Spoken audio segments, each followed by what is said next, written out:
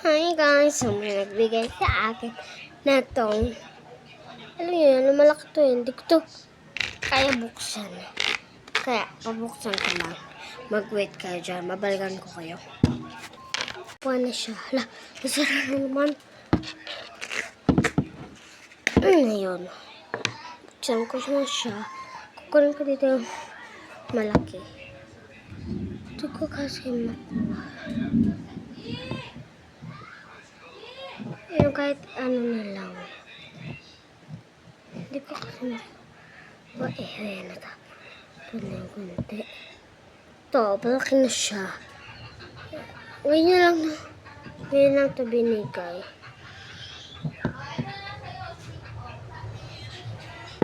Lang. Tanggalin ko yung tubig. Lalagyan ko ng tubig. Kukunin ko muna yung malaki. Wait lang kayo dyan ha. Balikan ko yun. Tabo. Tapos bubukas ko na. Wala itong tubig kasi. Yung mga maliliit na yun. Ayan. Ito na yung malaki dito. Ito na yung malaki. Ito lang, nagilagay ka lang. Hindi siya sobrang laki. Ayun. Ibis-ibang kasi siya. Ito lang kung makikita niya. Ayan.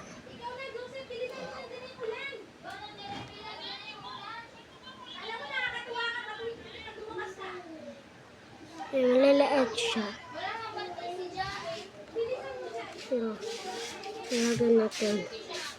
Ihuhuli natin ito sa paglagay. Para mabilis naman.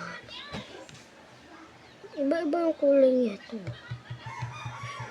Tumatalbog siya, di ba? Kita niyo ba yan? Inusog ko lalo. Uy, muntik na matapon. Ito yung tumatalbog. Diyan talaga. Diyan talaga yung...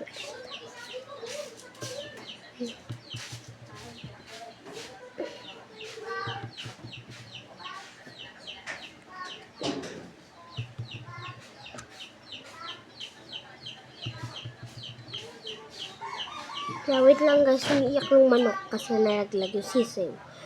So, comment part 2 na lang.